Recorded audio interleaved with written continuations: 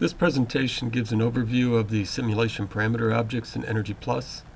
The first object is the version object, which identifies the EnergyPlus version that this input file is compatible with. When EnergyPlus has a new release, there is an automatic transition utility which will upgrade the old IDF file to the new version. Next is the simulation control object.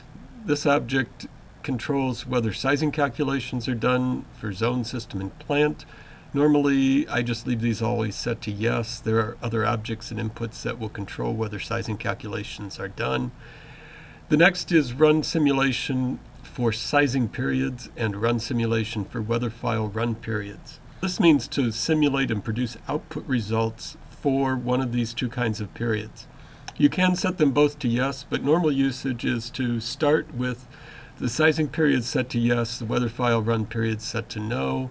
Sizing periods are generally short, provide a quick turnaround for model development, QA checking, and troubleshooting.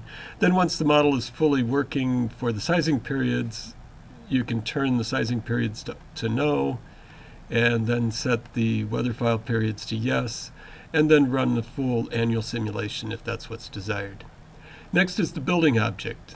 This is a multi-purpose object which specifies a name for the run. This is where you would put any kind of identifying information for what this alternative or project file represents. There's a north axis to rotate the building, terrain to alter wind speed versus height profiles for convection and infiltration calculations.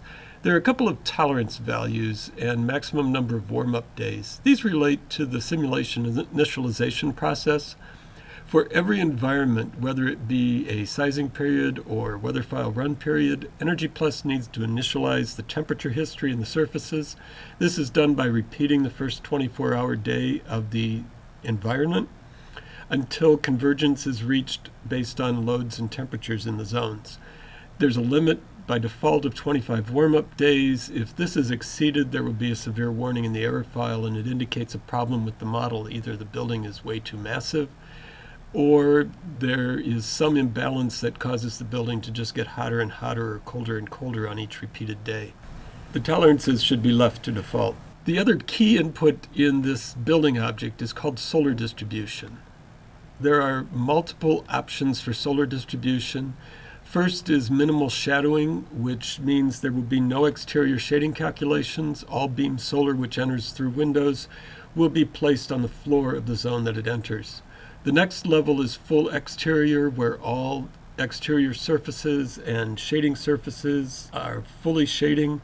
All the self-shading is calculated. At this level, the beam solar which enters the zone is still put on the floor. The next level is full interior and exterior, which now projects the direction of the beam solar into the zone and determines which surface it falls on at each hour of the day.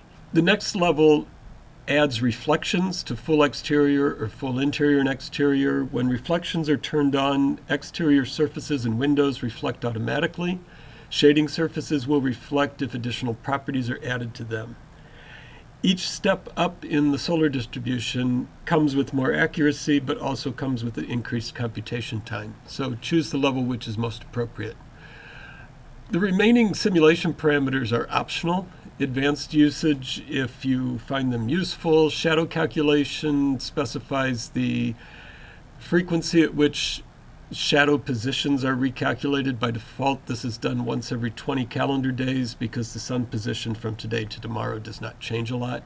If you have detailed shadowing in the model, or shadowing is an important feature, then you may want to increase the frequency by putting a smaller value in this field. There are objects to control the convection algorithms for inside and outside surface heat balances.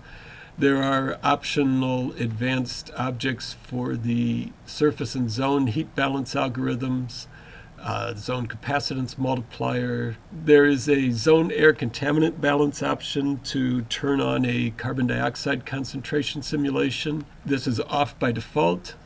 Time step is the number of time steps per hour used for the building zone surface simulation. By default, this is 6 time steps per hour. And then there's an advanced object called convergence limits, which specifies controls for the system HVAC time step, which can be shorter than the zone time step at certain times when temperatures are changing quickly in one or more zones.